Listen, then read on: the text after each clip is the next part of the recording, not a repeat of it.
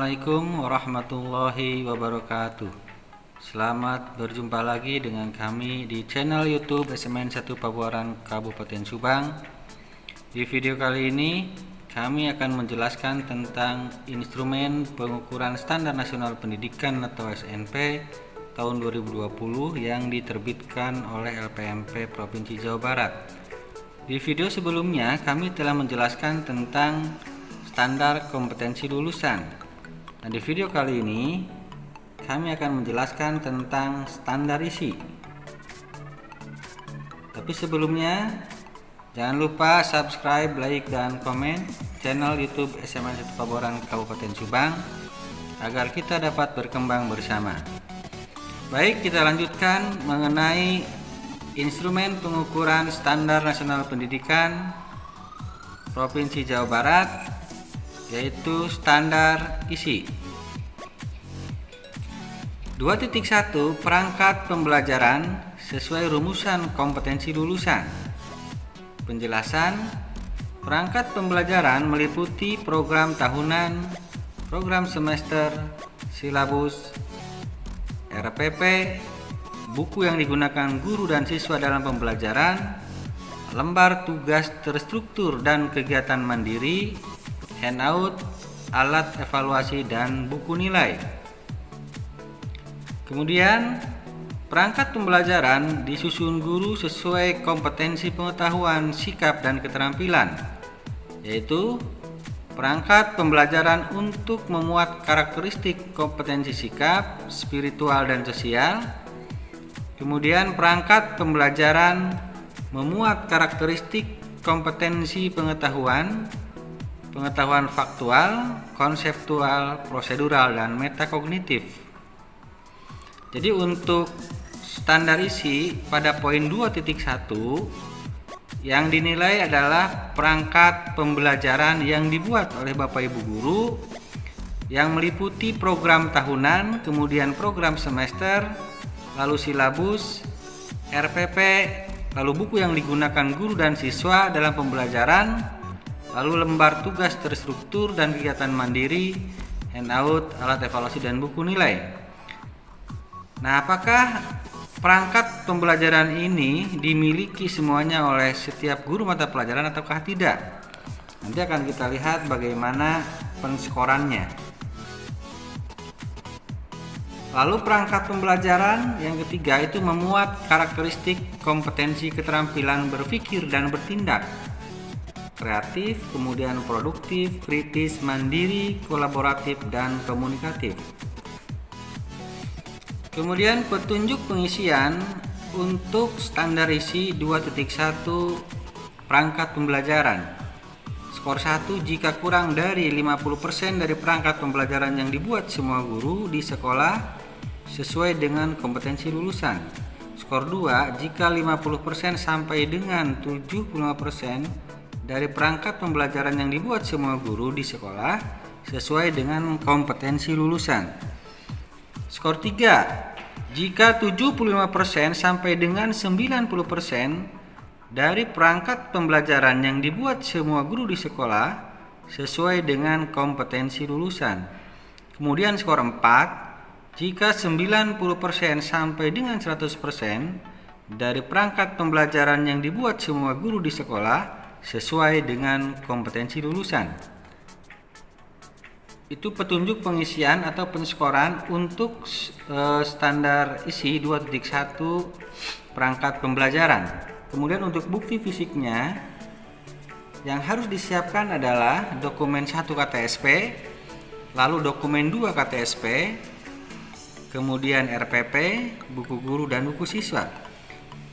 Dokumen 1 KTSP itu berisi tentang struktur kurikulum yang dibuat oleh sekolah. Itu sudah dijelaskan ketika kita membahas tentang standar kompetensi lulusan. Sementara dokumen 2 KTSP itu berisi silabus yang dibuat oleh Bapak Ibu guru, lalu RPP termasuk ke dalam dokumen 3 KTSP. Yang selanjutnya kita masuk ke 2.2, yaitu tentang kurikulum tingkat satuan pendidikan dikembangkan sesuai prosedur. Nah, untuk kurikulum tingkat satuan pendidikan atau KTSP, Permendikbud yang masih berlaku, masih digunakan sampai saat ini adalah Permendikbud nomor 61 tahun 2014. Kemudian penjelasan kurikulum tingkat satuan pendidikan atau KTSP dikembangkan sesuai prosedur, antara lain yang pertama, melibatkan pemangku kepentingan. Nah, apakah dalam penyusunan KTSP di sekolah Bapak Ibu itu melibatkan semua pihak, misalnya komite sekolah, kemudian pengawas sekolah, atau para ahli di bidang pendidikan? Nah, jika sekolah Bapak Ibu dalam penyusunan KTSP-nya melibatkan komponen-komponen tadi, maka itu sudah memenuhi atau sudah sesuai dengan prosedur. Kemudian yang kedua, mengacu pada kerangka dasar penyusunan sebagaimana yang telah dijelaskan dalam Permendikbud nomor 61 tahun 2014, lalu melewati tahapan operasional, pengembangan, analisis peraturan perundang-undangan dan ketentuan lainnya, lalu analisis konteks, ketersediaan sumber daya pendidikan.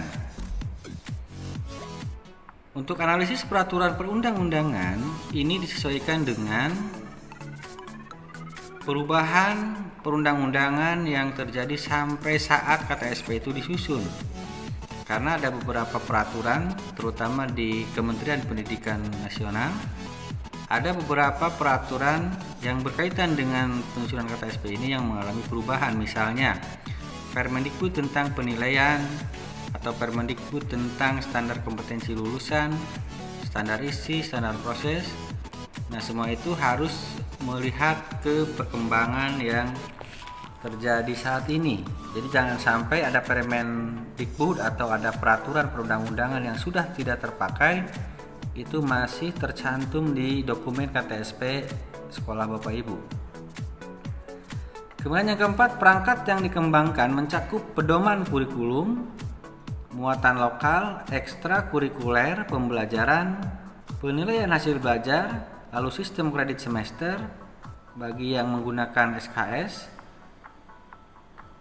atau bagi sekolah yang tidak menggunakan sistem SKS bisa menggunakan sistem paket. Lalu memuat juga tentang bimbingan konseling, evaluasi kurikulum atau penilaian, pendampingan pelaksanaan kurikulum, dan pendidikan kepramukaan. Jadi di poin yang keempat, dokumen KTSP yang Bapak Ibu susun itu harus mencakup pedoman kurikulum. Pedoman kurikulum di sini mencakup di dalamnya adalah struktur kurikulum, mata pelajaran apa saja yang diajarkan di sekolah Bapak Ibu sesuai dengan peminatan yang ada. Seperti yang kita tahu bahwa peminatan itu ada peminatan MIPA, peminatan IPS, lalu ada peminatan bahasa, kemudian ada lintas minat. Di setiap sekolah pasti strukturnya berbeda. Kemudian muatan lokal juga ini berbeda untuk setiap daerah. Kalau di Provinsi Jawa Barat tentu saja muatan lokalnya adalah bahasa Sunda. Kemudian kegiatan ekstrakurikuler seperti kegiatan Paskibra, kemudian Pramuka, kemudian Rohis, KIR dan sebagainya juga dijelaskan di dokumen KTSP sekolah Bapak Ibu. Adapun untuk ekstrakurikuler kepramukaan itu masuk ke dalam ekstrakurikuler wajib.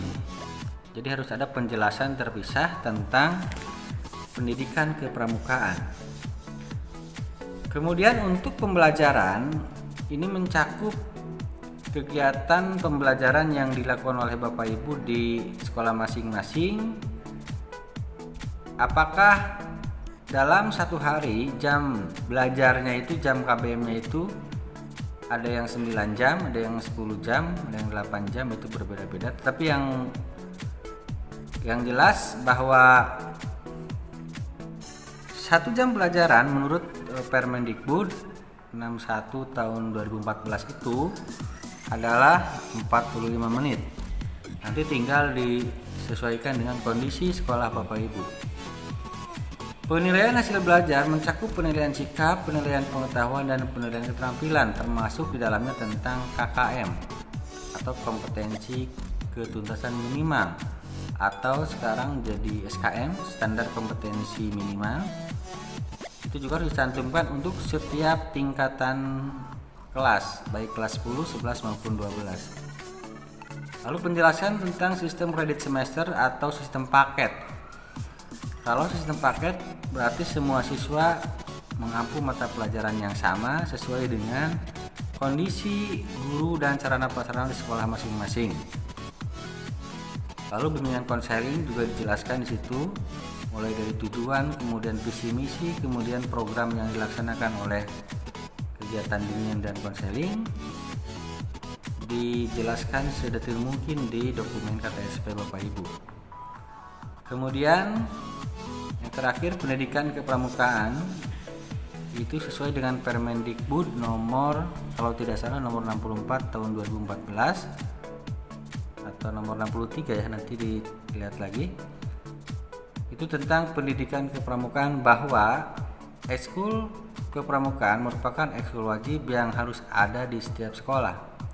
Nanti Bapak Ibu tinggal mengintegrasikan pendidikan kepramukaan ini dalam setiap mata pelajaran. Tentu saja itu termuat di dalam RPP yang dibuat oleh Bapak Ibu. Kemudian petunjuk pengisian.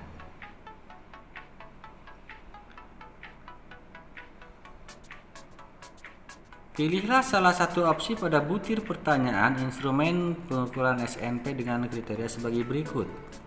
Pilihan 1 atau skor 1 jika hanya satu prosedur KTSP yang dibuat sekolah dipenuhi. Seperti yang tadi dijelaskan bahwa prosedurnya itu ada 4 Bapak Ibu ya. 1, 2, 3, 4, ada 4 prosedur. Kalau hanya satu berarti poinnya 1. Kemudian poin 2 atau skor 2 jika 2 prosedur KTSP yang dibuat sekolah dipenuhi. Kemudian skor 3 jika 3 prosedur KTSP yang dibuat sekolah dipenuhi. Kemudian pilihan 4 jika skor 4 jika 4 prosedur KTSP yang dibuat sekolah dipenuhi. Kemudian bukti fisik yang harus disiapkan adalah yang pertama dokumen 1 KTSP, yang kedua dokumen 2 KTSP, yang ketiga RPP, buku guru dan buku siswa. Ini sama dengan poin 2.1 tentang perangkat pembelajaran. Selanjutnya 2.3. Sekolah melaksanakan kurikulum sesuai ketentuan. Penjelasannya, sekolah melaksanakan kurikulum sesuai ketentuan antara lain 1. Menyediakan alokasi waktu pembelajaran sesuai struktur kurikulum yang berlaku. Durasi setiap jam pembelajaran antara lain ini berbeda-beda untuk setiap tingkatan. Untuk SD adalah 35 menit untuk 1 jam pelajaran. Untuk SMP 40 menit, untuk SMA dan SMK adalah 45 menit 1 jam pelajarannya. Kemudian selanjutnya beban belajar per minggu dialokasikan sebagai berikut. Kelas 1 untuk SD ini 30 jam pelajaran, kelas 2 32 jam pelajaran, kelas 3 34 jam pelajaran, kelas 4, 5, dan 6 36 jam pelajaran, kelas 7, kelas 8, kelas 9 untuk SMP itu 32 jam pelajaran, kelas 10 42 jam pelajaran, kelas 11 dan 12 44 jam pelajaran untuk SMA. Kemudian untuk SMK karena kejuruan itu ada 48 jam pelajaran.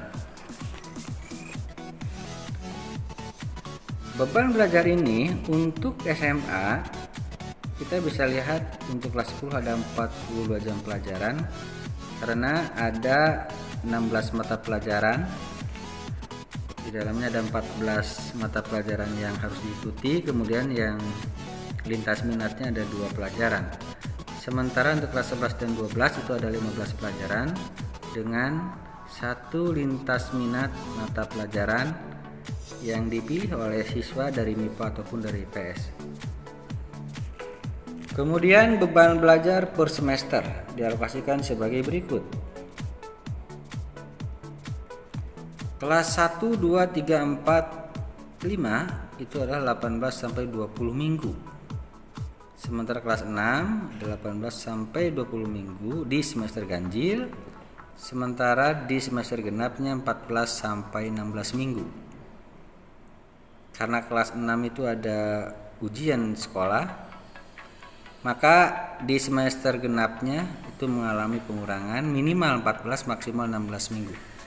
Sementara kelas 7 dan 8 itu 18 sampai 20 minggu. Untuk kelas 9 semester ganjilnya 18 sampai 20 minggu dan semester genapnya 14 sampai 16 minggu. Karena sama ada ujian, kalau dulu ada ujian nasional UN, kalau sekarang mungkin ada AKM, asesmen kompetensi minimal. Untuk kelas 10 dan kelas 11 itu 18 sampai 20 minggu, minimal 18 maksimal 20 minggu. Tapi ada juga yang kadang-kadang menghitung jumlah jam efektifnya itu sampai ke 22 minggu. Kelas 12 untuk semester ganjilnya sama dengan kelas 10-11 yaitu 18 sampai 20 minggu. Sedangkan semester genapnya hanya 14 sampai 16 minggu. Beban belajar per tahun dialokasikan minimal 36 jam maksimal 40 jam per minggu. Kasihkan minimal 36 minggu maksimal 40 minggu. Sekolah dapat menambah beban belajar 2 jam per minggu sesuai dengan kebutuhan belajar siswa dan atau kebutuhan akademik, sosial budaya, dan faktor lain yang dianggap penting. Misalkan untuk kelas 10 karena dalam satu minggunya itu ada 42 jam pelajaran, sementara kelas 11 dan 12 nya ada 44 jam pelajaran, maka untuk kelas 10 bisa ditambah 2 jam pelajaran. Misalnya jam BK, ada yang BK masuk kelas, ada juga ditambah dengan keterampilan komputer dan sebagainya. Jadi beban belajar per minggunya kelas 10 sama dengan kelas 11 dan 12 yaitu 46 jam. Kemudian penjelasan selanjutnya nomor 2. Sekolah mengatur beban belajar berdasarkan bentuk pendalaman materi. Sekolah mengatur beban belajar berdasarkan bentuk pendalaman materi. Penjelasannya, bentuk pendalaman materi yang diatur berupa kegiatan pengarahan materi, penegasan terstruktur, dan kegiatan mandiri tidak struktur. Lalu terdapat kegiatan penugasan terstruktur berupa pendalaman materi, pembelajaran oleh siswa yang dirancang oleh pendidik dan waktu penyelesaian ditentukan oleh pendidik. Lalu terdapat kegiatan mandiri tidak terstruktur berupa pendalaman materi pembelajaran oleh siswa yang dirancang oleh pendidik dan waktu penyelesaian diatur sendiri oleh siswa.